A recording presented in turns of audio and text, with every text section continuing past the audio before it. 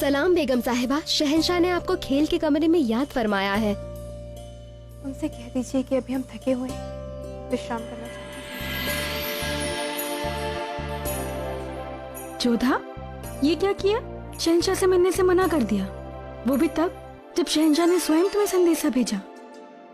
मोती, हमने जो कुछ भी किया है सोच समझ कर ही किया।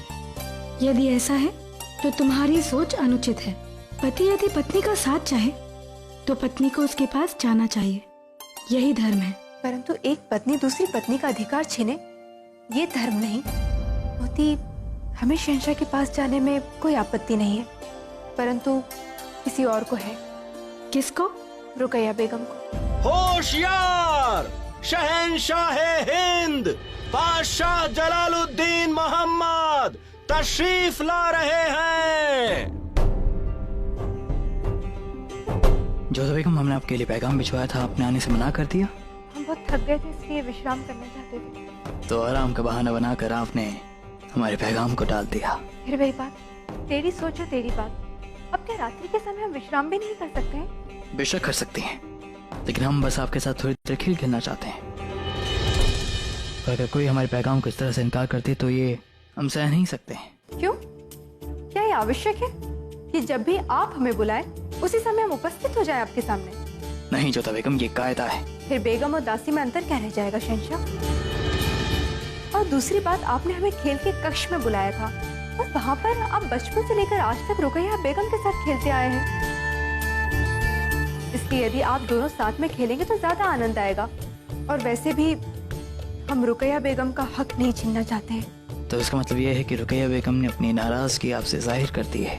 जी, हम इस विषय में आपको कुछ नहीं कहना चाहते। देखिए जोधा बेगम, अगर आप नहीं कहेंगी तब भी हम समझ गए हैं, लेकिन एक बात जान दीजिए, आप हमारे साथ खेल खेलने से आप कभी भी रुकैया बेगम की जगह नहीं ले सकती हैं। ये आपकी गलतफहमी होगी।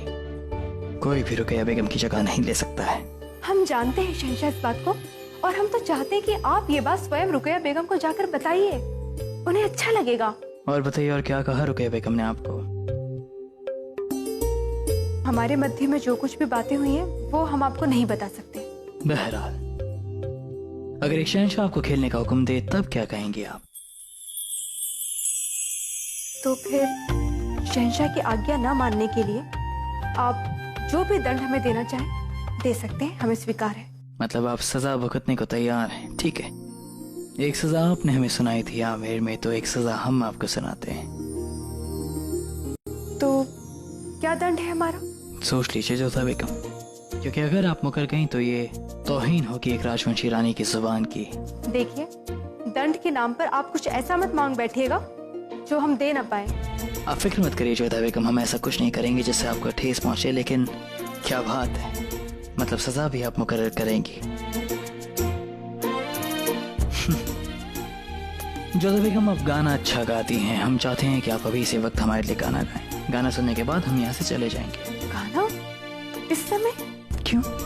जब आप गुनाह इस वक्त कर सकती हैं तो सजा इस वक्त क्यों नहीं भुगत सकती है? परंतु हम...